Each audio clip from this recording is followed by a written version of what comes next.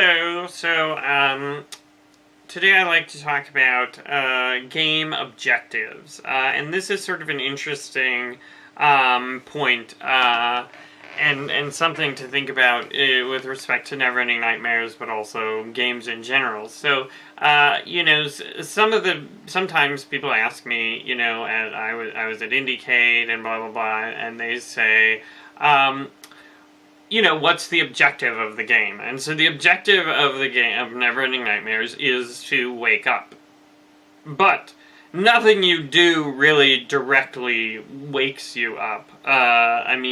It's all just sort of things happen to you, and then you wake up, from nested nightmare to nested nightmare until finally reality. So it's sort of interesting because I almost feel a little disingenuous saying, the objective of the game is to wake up. I mean, it's true, but that's not actually what you're doing. And I think that incongruity is sort of an interesting one to highlight because that sort of extends into gameplay because you're set in the game and you're like, well, what am I supposed to do? Basically it boils down to exploration, but usually you're exploring without any sort of explicit goals or motivations. And I think to me, I wanted to capture the sort of aimlessness, the nightmarish, unpredictability, and just that weird feeling. In nightmares, things just sort of happen. But from a game design perspective, I'm not sure it was the right or best choice, because I think to some extent, pacing can be criticized when it's sort of aimless. So some people really liked the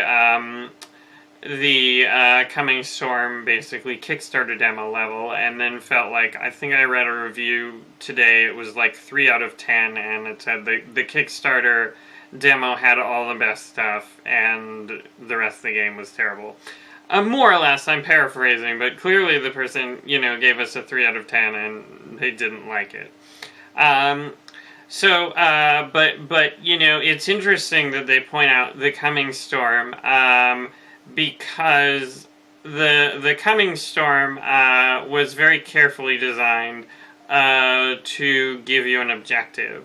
And almost sort of, it was a classic adventure game sort of thing, but, I mean, obviously, we simplified it such that you don't have to, combine esoteric items or anything, or pixel hunt. But, in the Coming Storm, there's a few things.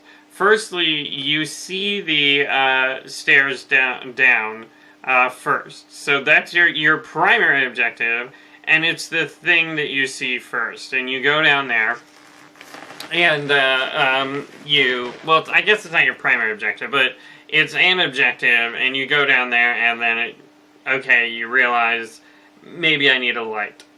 Then, I guess the primary objective is the boards, and you look at the boards, and it's cool. We added something.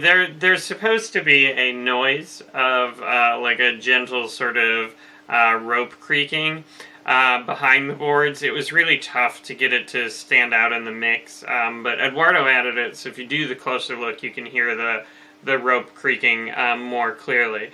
But that was just sort of another sort of audio cue saying, hey, there's something important behind these boards. And I think it was creepy. I think I stole it from Ju-On 2, where there's someone hears it banging, and it's this weird time loop of this lady, hair hanging, blah blah blah. Anyway, so then you progress through the level, and you get a candle, and then you are able to go in the basement, and then you get an axe, and then you're able to cut down the boards. So, moment to moment, you sort of know your objective, and you have a good idea of what you're looking for. The same can't be said for the rest of the game, which I'm not trying to say that that's the best level. I don't think that's the best level, and I think some other levels are scarier, but I think a lot of players respond better to that sort of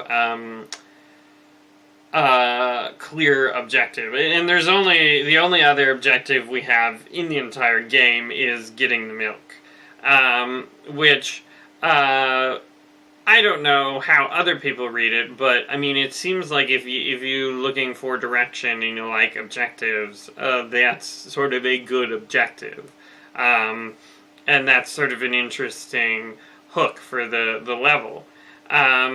So I mean, like, I think giving people that hook can be important. I think as much as I wanted to capture this sort of hopeless, aimless wandering, I think that's sort of a difficult thing for a lot of gamers to stomach, and having some sort of narrative or objective hook driving what you're doing it is a good idea. And I don't know how we would work it into Neverending Nightmares. I mean, it's too late at this point. But I think, trying to have something, a goal that is understandable and not completely arbitrary or strange. Like, I enjoyed Outlast. I think it's a really good game, and it's a game where they basically outline your objectives. Here's what you're going to do. But to some extent, it almost feels gamey, because, like, the objectives know what I'm supposed to do before I, the player, know what I'm supposed to do. They just say, this is what you're doing now, and I'm like, oh, okay, I guess that's what I should be doing. Like, oh, you need to find this key, and I'm like, really? That's news to me. Okay, I'll find this key. And I mean, certainly I think, like, Alien Isolation does some good things. Usually they have, like, a dialogue with someone, and, someone says, hey, this is what we're doing now, you need to find this. And so I think that can really help, and sometimes Alien Isolation, I think, gets a little too complicated, or, at least for me when I'm playing, I'm way too dependent on the map, than I think I would like to be. I mean, in that, it says accomplish this objective, and I'm like, I have no idea what that is. I'm gonna look at the map, and then I'm gonna see where that is. So I think, any sort of things you can do or add into your game to give the player sort of an idea of what they're trying to accomplish is going to be helpful, whether it's, overall, how to accomplish the big goal of the game, to even, how to accomplish, or what they're trying to do on a moment-to-moment scale. And certainly, like, Silent Hill is a game that doesn't give you a ton of direction, but, usually it circles important things on the map. So, at least when you're in the town of Silent Hill, usually there's a circle saying, this is where you're trying to get in Silent Hill. And when you're in sort of the levels, in the various locations, if you encounter a puzzle or something that needs items or something significant, it'll circle it on the map. So then you say, oh, I'm going to look for, the organs or something I have to put in this, anatomical model. Don't ask me why you would need to put organs in an anatomical model to do anything, but, maybe Silent Hill has that sort of nightmare logic where, you do things and they have weird cause and effects. Which, I mean, that sort of puzzle is not my favorite, but, certainly with Neverending Nightmares, I wanted to, separate horror from puzzles. And, I'm not sure that it was the best goal, and I'm not sure we did the best job at it. And it's tough to, it's tough to weigh in exactly, what I think on either subject, because, I mean, I think, maybe if we had goals, because, I mean, like, I'm not opposed to, like, the coming storm level of puzzle.